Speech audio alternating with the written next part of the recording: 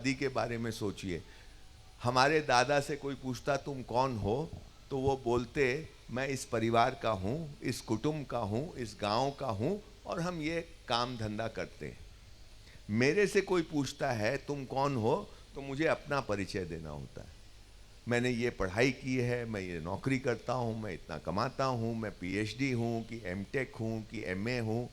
मैं, हम लोग, भारत है हम और इंडिया है मैं। ये यात्रा हमने कर ली, हमको पता नहीं कैसे हो गई ये यात्रा। तो अगर आपको भारत को फिर से रीडिस्कवर करना है और खड़ा करना है, तो इस पे सोचना होगा। इस व्यक्तिवाद, इंडिविजुअलिटी जो हमारे में घुस गई है यहाँ से लेके यहाँ तक, और इस इंडिविजुअलिटी में हर आदमी दौड़ रहा है कि मैं सक्सेसफुल हो जाऊं। और सक्सेस होने का मतलब क्या है? दूसरा पीछे रहे, मैं आगे जाऊं, तभी तो मैं सक्सेसफुल होऊंगा, क्योंकि मैं व्यक्तिवादी हूं। बिना दूसरा पीछे जाए मैं सक्सेस कैसे होऊंगा? क्योंकि मैं हो गया ना, हमसे मैं हो गया। इसमें सक्सेस के लिए तीन मुख्य चीज, पावर है ना, वित्तेषणा और पावर, दोनों को मैं एक में, पैसा हो सत्ता हो, ये एक। दूसरा है हम अपने बच्चे के लिए वित्त, पुत्रेषणा, और तीसरा है लोकेशना। हम इन तीन चीज में फंसे हुए हैं। हमारे ऋषियों मुनियों ने हमारे विकारों की बात की, क्रोध मत करना, भय मत करना, वगैरह वगैरह। वो तो है, वो तो सब में है, इंडिया में भी है, भारत में भी है। लेकिन ये जो ऐषणाएं आ गई ना, ये नई आई है, ये पहले उतनी नहीं थी। जब तक हम वाले थे, हम में ये समस्या उतनी नहीं थी जितनी आज है। हर आदमी भाग रहा है कि दूसरे को पीछे छोड़ के मैं कहीं आगे निकल जाऊं। तो ये सब, इसको मैं बोलता हूं, ये सारे के सारे इश्यूज जो मैं टच अपॉन अभी कर रहा हूं, क्योंकि विस्तार नहीं दे सकता इतने समय में। जो लोग इस पे थोड़ा ध्यान दिए होंगे पहले से, उनको कुछ बात समझ में आएगी। इसको देखे बिना हम भारत को नहीं पकड़ पाएंगे, भारत को खड़ा नहीं कर पाएंगे।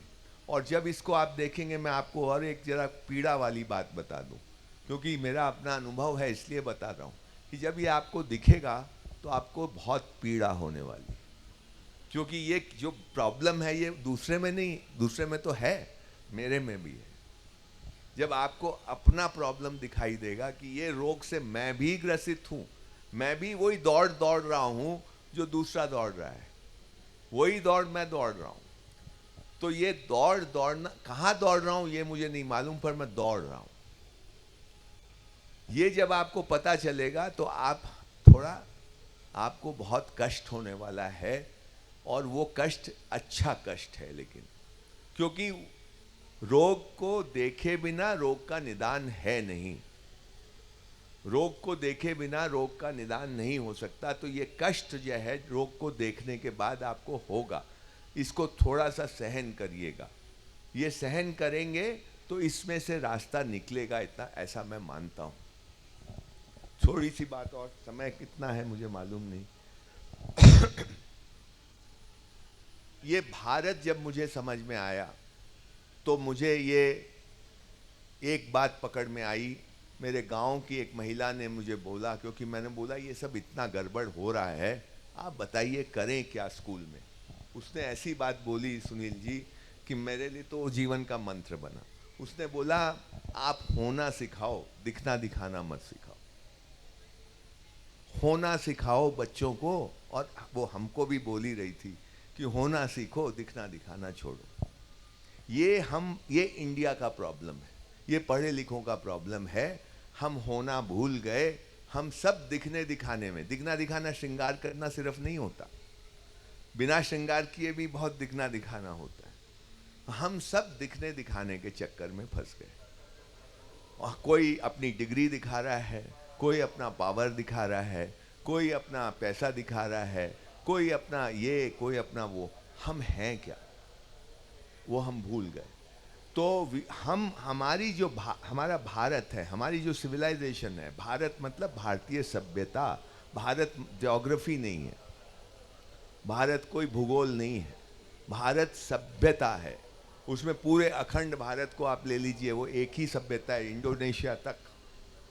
ये भारत जो है, इसमें ये होने वाला सभ्यता है, जहाँ ये माना गया है, देखा गया है, पहचाना गया है कि हम पूरी जिम्मेवारी से काम करते हैं, लेकिन होना या न होना हमारे हाथ में नहीं है।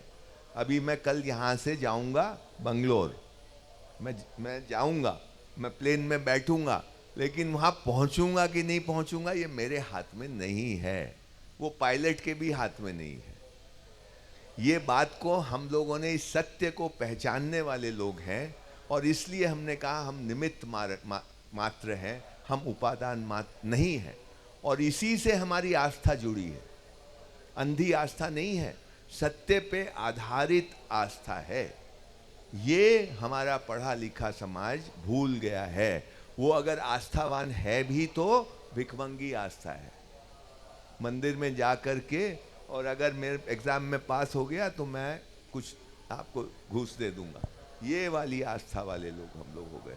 सच्ची आस्था नहीं। सच्ची आस्था है जब आपको सत्य का दर्शन हो, कम से कम थोड़ा सा, पूरा नहीं, पूरा होगा तब तो हम मोक्ष प्राप्त हो जाएगा, लेकिन कहीं कहीं तो हो सत्य का दर्शन। इतना दर्शन तो हो कि मैं उपादान कारण नहीं हूँ, मेरे हाथ में नहीं है, परंतु मैं कारण हूँ। कौन सा कारण? निमित्त कारण हूँ, और निमित्त कारण एक से अधिक होते हैं।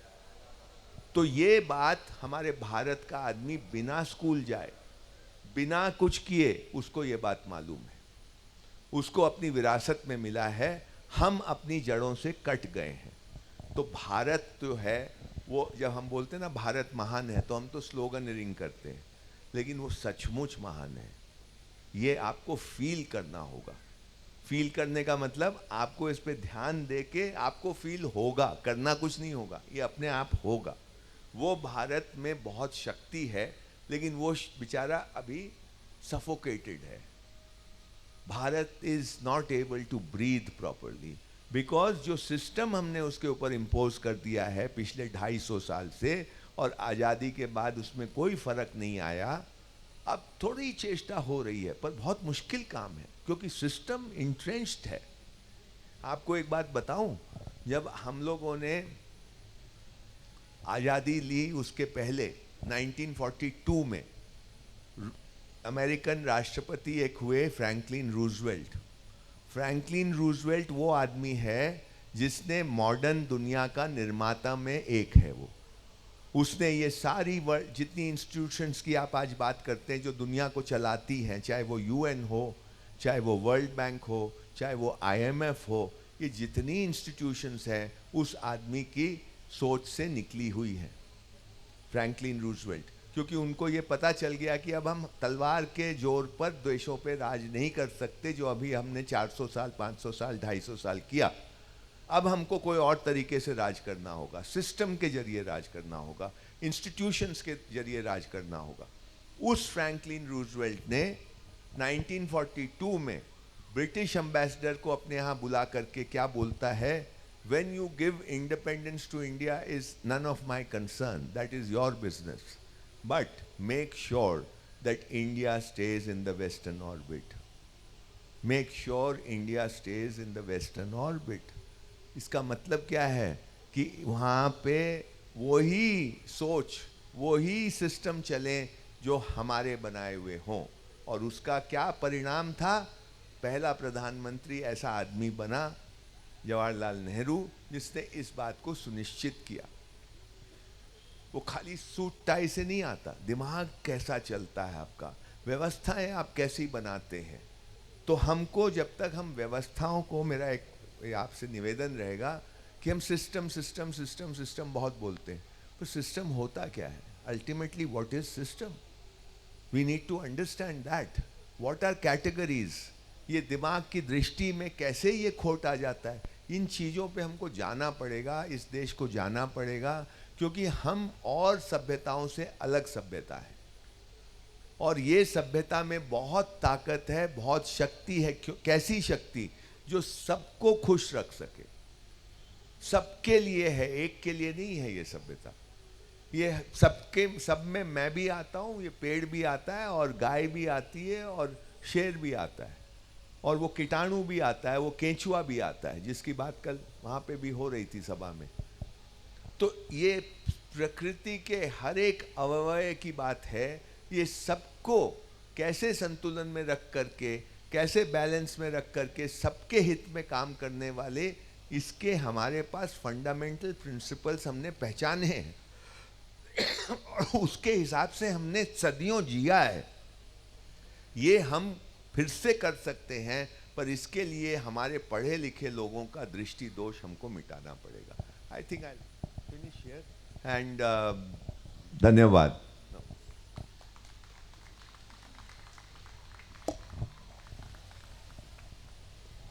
धन्यवाद पवन जी।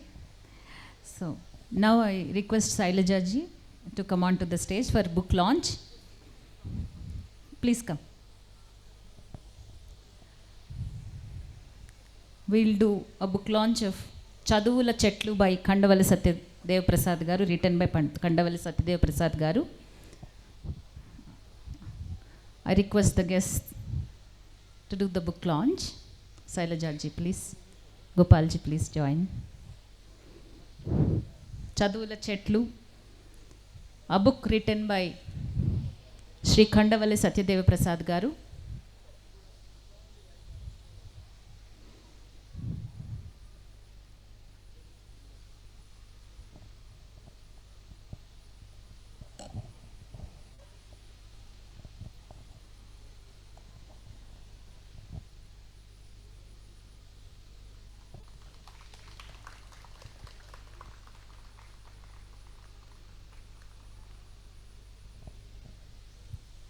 I request Sailaja ji to.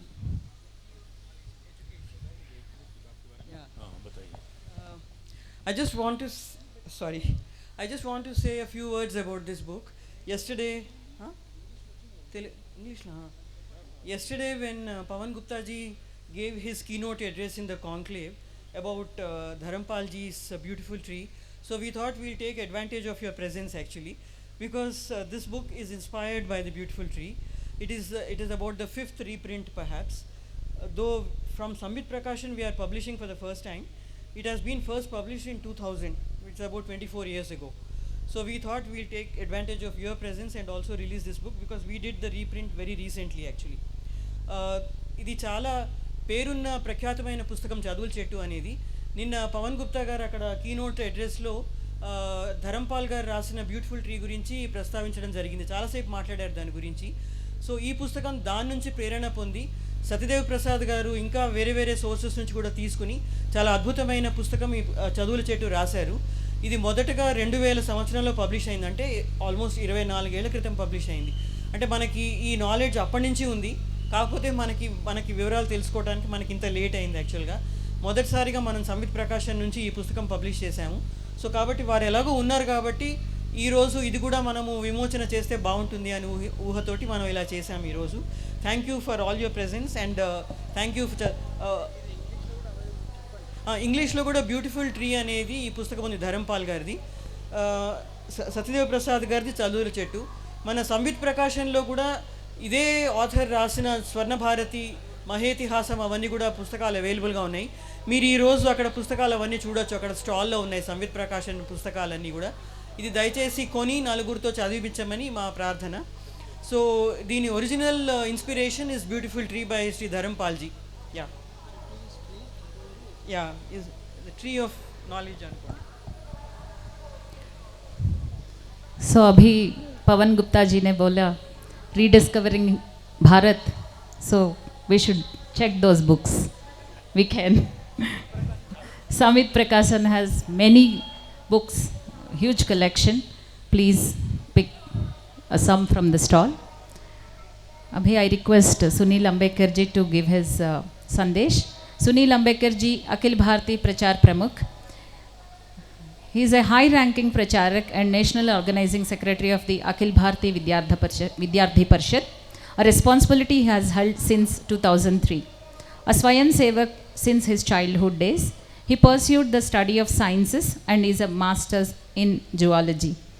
Ambekar ji rose through the ranks from organizing secretary of ABVP in the Vidarbha region to national secretary. Regional Organizing Secretary West, Joint National Organizing Secretary, and on to his current position.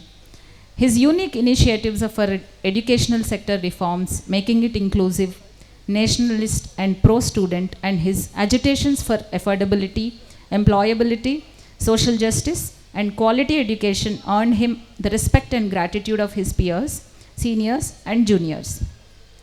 At the invitation of the China Association for International Friendly Contact, under the International Department of the Communist Party of China, he was part of a 3-member delegation to China. He was also an international observer for the 2018 presidential elections in Russia. Thank you, Sunilji, for gracing this occasion. I would like you to give us a valuable sandesh on Swadesh.